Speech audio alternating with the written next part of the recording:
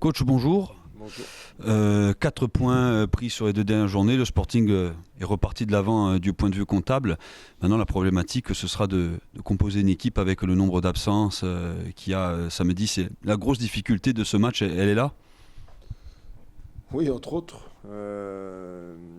Effectivement, là, c'est pas pour des problèmes de blessures, ce sont des problèmes de suspension. Il va nous manquer 4 joueurs.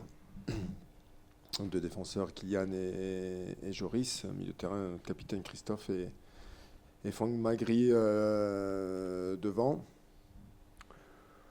J'ai presque envie de vous dire que ça fait partie des aléas d'une saison. Il est chose rare d'avoir 4 suspendus en même temps. C'est le cas aussi pour le FC Metz. On aurait préféré les avoir avec nous, mais maintenant, voilà, ça fait. Il y a un effectif qui est en place. Il y a des joueurs qui vont avoir l'opportunité de se faire voir aussi. C'est à eux de saisir leur chance. Les 3 qualifications cette semaine, elles tombent vraiment bien, que ce soit Jané, que ce soit Dramé ou même Camara. Ça va vous permettre quelque part d'amortir le choc de ces suspensions. Oui, c'est la bonne nouvelle. C'est la bonne nouvelle de la semaine. Effectivement, ils sont qualifiés. Alors après, ils sont loin d'être prêts. Pour certains d'entre eux, ça fait que 15 jours qu'ils ont repris l'entraînement. Mais ça va pouvoir nous donner l'occasion de les avoir avec nous sur le banc si nécessaire. Ça sera peut-être l'occasion pour certains de se relancer, qui est en manque de temps de jeu. Peut-être une occasion de repartir un peu de l'avant. Oui, alors on est souvent, depuis le début du championnat, on est souvent parti à un élément près avec la même équipe. Bon, la situation fait qu'il y a des joueurs qui vont rentrer et qui vont débuter le match. Je dis encore une fois, je me répète, ça fait partie d'une saison, c'est les aléas d'un effectif. On aurait sûrement préféré pas 4 suspendus. Pour une fois qu'on récupère tous nos blessés en dehors de Johnny et de Maguette qui est toujours en phase de soins ou de travail, il nous arrive ça. Donc, encore une fois, c'est aux joueurs qui vont rentrer de faire le boulot et de bien le faire. Quel regard justement vous portez sur cette saison au niveau des suspensions? Il y a des cascades de cartons rouges. Les arbitres avaient prévu en début de saison qu'ils seraient aussi sévères. Comment vous expliquez ce... On a reçu aucune note, aucune explication réellement de leur part sur les décisions qu'ils pouvaient prendre par rapport à certaines situations de jeu. Mais en fait, on n'a jamais rencontré un arbitre qui est venu nous expliquer pour quelles raisons ils étaient autant... où ils prenaient des décisions parfois sévères, quelles que soient les équipes. Pour quelles raisons ils sanctionnent très rapidement, je ne sais pas. Ils se sont passés le mot peut-être pour calmer certaines choses. Alors, je veux dire, c'est pas très agréable pour les clubs. Mais en fait, on n'a jamais eu de réelles explications de leur part, ou du comité de l'arbitrage. On n'a pas reçu de courrier non plus pour certaines lois du jeu, pour certains comportements. On n'a jamais été mis au courant là-dessus. Votre adversaire, Metz, sera un petit peu dans le même cas de figure. Ils ont joué lundi, ils ont eu des expulsés, ils seront un petit peu fatigués. Il faut insister là-dessus. Déjà qu'ils ont 2 jours de récupération en moins par rapport à vous. Ils ont en plus fini à 7 joueurs de champ. C'est un avantage pour vous? Oui, alors, dans votre question, il y a un avantage et un inconvénient. Ayant pris 4 cartons rouges, dire ils vont changer 40% de leur équipe, donc d'être fatigués, en fait, pas trop à mes yeux. Après, concernant leur carton rouge, en fait, c'est pas à moi de commenter leurs problèmes à eux.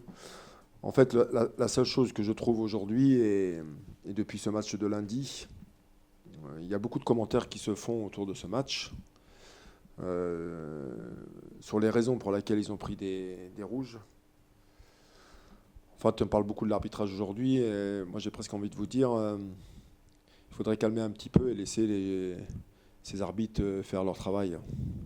De mettre toute forme de pression sur des communiqués ou sur des analyses après match, pour moi c'est trop facile. Alors ça fait partie du jeu. Je pense qu'il est peut-être temps de calmer un petit peu les choses. Pas la peine d'exagérer. Voilà, chacun a son propre avis et son opinion sur la nature. Mais laissons faire un peu les les gens faire leur travail. Alors, il y a côté Sporting 4 suspendus parmi les joueurs, mais vous-même, vous serez suspendu, vous ne serez pas sur le bord de la touche. Ce ne doit pas être la première fois que ça vous arrive. Comment vous gérez ce genre de match? Alors, on connaît un peu votre tempérament sanguin quand même, c'est pour ça.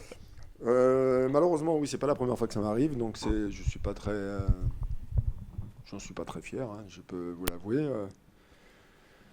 La répétition des cartons qui m'a été donnée, ça n'a pas toujours été suite à des contestations. C'est que parfois je sors de mon fameux carré, et c'est la raison pour laquelle on m'a cartonné. Comme par exemple le dernier carton contre Dijon où je n'ai strictement rien dit. Et je suis sorti du carré et il m'a sanctionné là-dessus. Alors parfois je suis un peu, oui, je m'emporte un petit peu par rapport au jeu et à mon équipe. Oui, c'est embêtant pour moi, c'est embêtant pour l'équipe. Maintenant, il y a un staff où on travaille ensemble, on passe nos journées ensemble. Je leur fais confiance. Je passerai mes commentaires ou ma vision des choses de la tribune. Mais bon, ils savent très bien qu'est-ce que je peux attendre d'eux et on a la même vision du jeu et du foot. Donc voilà, il ne va pas y avoir de problème. Pour revenir au carré vert, justement, cette équipe Messine, ça reste quand même un des gros cadors du championnat. Malgré les suspensions, ils ont quand même une profondeur de banc un petit peu plus large que celle du Sporting. Comment vous percevez ce match? Oui, quand je lis les commentaires et quand je regarde un peu ou j'écoute un peu ce qui se dit, quand vous regardez l'effectif du FC Metz, malgré qu'ils aient perdu 4 titulaires, je vais pas le nier, mais par qui vous pouvez être remplacé? Ils ont largement une équipe compétitive. Ça va relativement très très vite devant. Il y a de l'expérience. Ils sont relativement sur un jeu direct parce qu'il y a beaucoup de vitesse. C'est une équipe qui est très performante dans les transitions. Pas toujours dans la préparation, mais dans les transitions. Voilà, ça fait partie des favoris. Malheureusement, voilà, il y a 2-3 matchs où ça n'a pas voulu tourner pour eux. Il ne faut surtout pas oublier que la première demi-heure contre Guingamp, ils gagnaient 3-1. Et quand vous regardez la nature du 11 contre 11, avant la premier carton rouge, c'était du très haut niveau. Du très très haut niveau. Ça allait très très vite. Donc, nous, on ne s'est pas arrêté après les expulsions. On s'est arrêté sur les 30 premières minutes. Ces deux équipes qui aiment bien attaquer les matchs d'entrée, ça va être un match qui va démarrer tambour battant. Ouais, alors, on pense que ça peut démarrer ou on peut penser qu'il peut y avoir une forme aussi d'inquiétude. Nous, on sort d'un match incomplet contre Dijon en ayant mis beaucoup d'ingrédients sur l'aspect athlétique dans les duels, même s'il y a eu des choses intéressantes dans le jeu aussi, à l'image du but qu'on a pu marquer sur une transition. Dire est-ce qu'ils vont vouloir nous attendre, est-ce qu'ils vont vouloir aller nous chercher aussi. Ça, je suis désolé, personne ne peut y répondre pour le moment. C'est bon ?